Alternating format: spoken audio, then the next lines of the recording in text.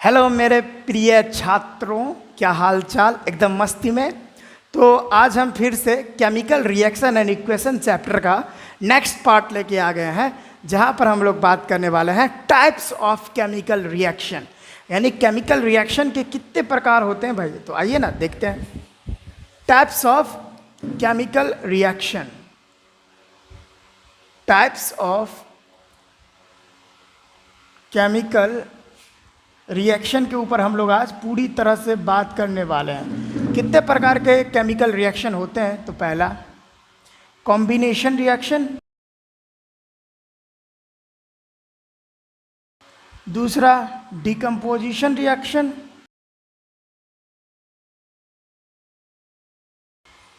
तीसरा displacement reaction,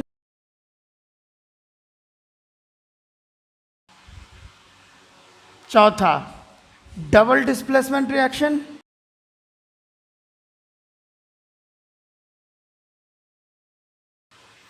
और पांचवा रेडॉक्स रिएक्शन। रेडॉक्स रिएक्शन में भी दो चीज पढ़ना है हमको, देखते जाइए, मजा आएगा। एक है ऑक्सीडेशन रिएक्शन और रिडक्शन रिएक्शन। ये रेडॉक्स रिएक्शन के बारे में हम लोग को क्लास 11th में बहुत अच्छे से पढ़ना है, ठीक है? तो वहाँ पर भी बहुत अच्छे से पढ़ाई होगी।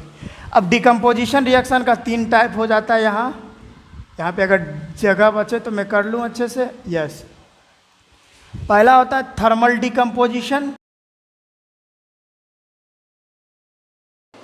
उधर लिख दिया। फिर होता है इलेक्ट्रोलाइटिक डिकम्पोजिशन, डिकम्पोजिशन वो लिख लिए हैं, उधर जगह नहीं है इसी के लिए। उसके बाद होता है फोटोलाइटिक डिकम्पोजिशन, ठीक है? तो इतने प्रकार के केमिकल रिएक्शन होते हैं, वो सभी के बारे में बारी बारी से हम लोग पढ़ेंगे, ठीक है? Types of chemical reaction, chemical reaction के कितने प्रकार? Combination reaction, decomposition reaction, displacement reaction, double displacement reaction, फिर आ गया रेडॉक्स रिएक्शन। अब डिकम्पोजिशन रिएक्शन में का 3 टाइप होता है, thermal decomposition, electrolytic decomposition, photolytic decomposition. फिर उसी तरह से रेडॉक्स रिएक्शन का भी 2 टाइप होता है, ऑक्सीडेशन रिएक्शन और रिडक्शन रिएक्शन। तो ये सारा चीज़ देख लीजिए। शुरू करते हैं कॉम्बिनेशन रिएक्शन से, इसको देते हैं मिटा और स्टार्ट करते हैं। पहले मिटाते हैं,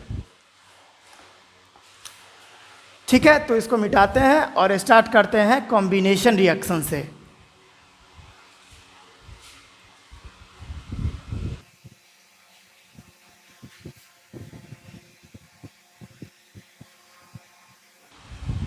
चलिए स्टार्ट करते हैं। पहला हमारा टॉपिक है कॉम्बिनेशन रिएक्शन। क्या है? कॉम्बिनेशन रिएक्शन क्या होता है बच्चों? कॉम्बिनेशन रिएक्शन, उसके बारे में बात कर लेते हैं। डेफिनेशन में दूंगा, तो चलो पहले डेफिनेशन दे देता हूँ, उसके बाद एक्सप्लेन करूँगा अच्छे से, वही सही रहेगा, ठीक है? क्या होता है?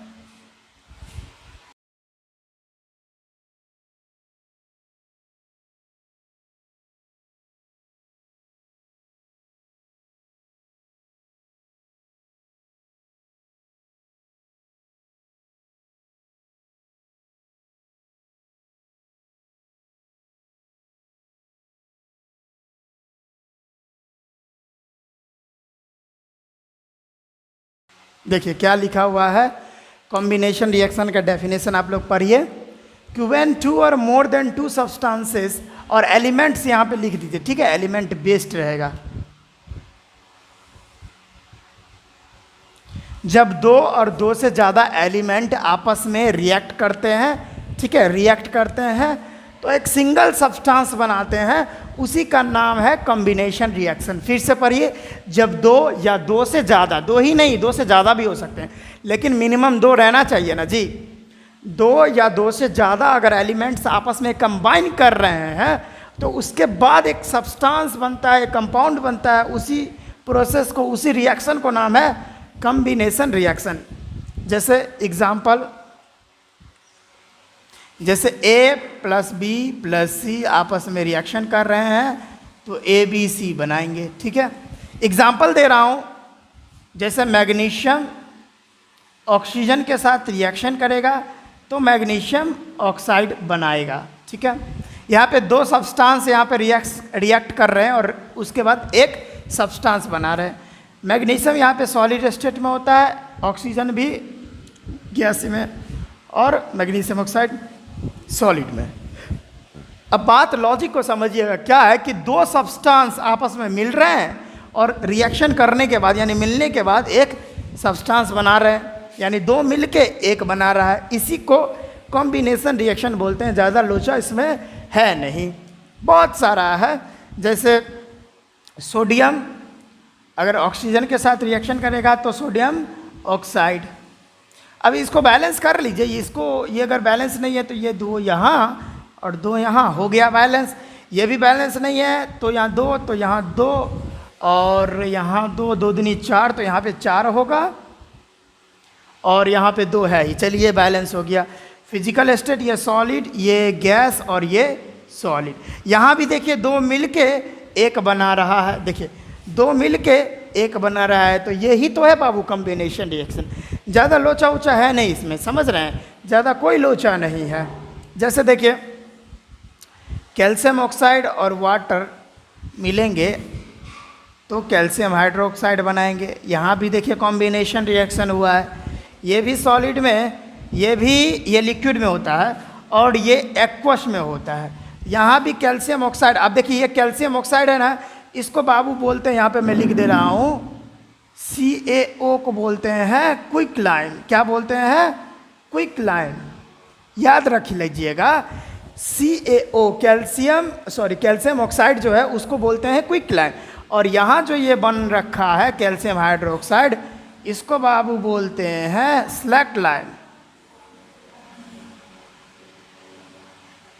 स्लैक्ड लाइम, ठीक है। इसको क्या बोलते हैं? स्लैक्ट लाइम भी बोलते हैं, और कभी कभी इसका नाम लाइम वाटर भी आप लोग देखते होइएगा, लाइम वाटर।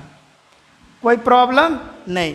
तो मैंने क्या बोला, कॉम्बिनेशन रिएक्शन में ज़्यादा लोचा है नहीं इसमें, कि जब दो एलिमेंट्स आपस में या दो से ज़्यादा भी आपस में कंबाइन करते हैं तो एक सिंगल सब्सटेंस बना के हम लोग को देते हैं।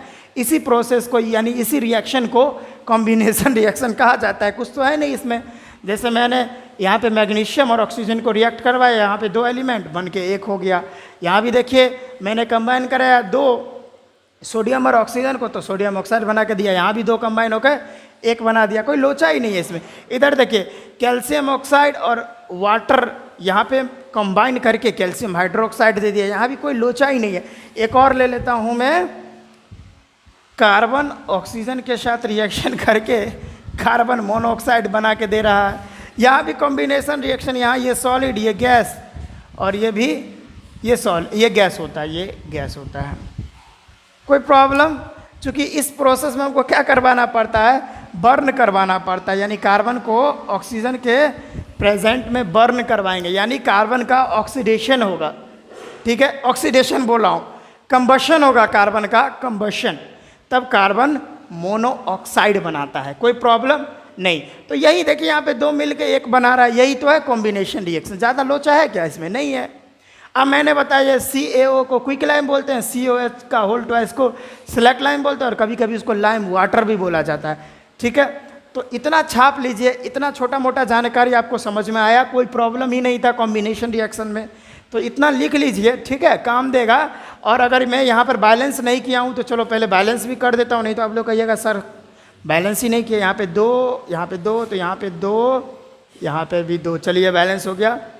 इसको बैलेंस, यहाँ पे एक एक कैल्शियम बैलेंस है, यहाँ पे दो हाइड्रोजन, यहाँ पे दो हाइड्रोजन। अब ऑक्सीजन भी दो, लेकिन ऑक्सीजन यहाँ पे 3 है, नहीं यहाँ पे भी 2 है, तो बैलेंस से नज़र आ रहा है जी।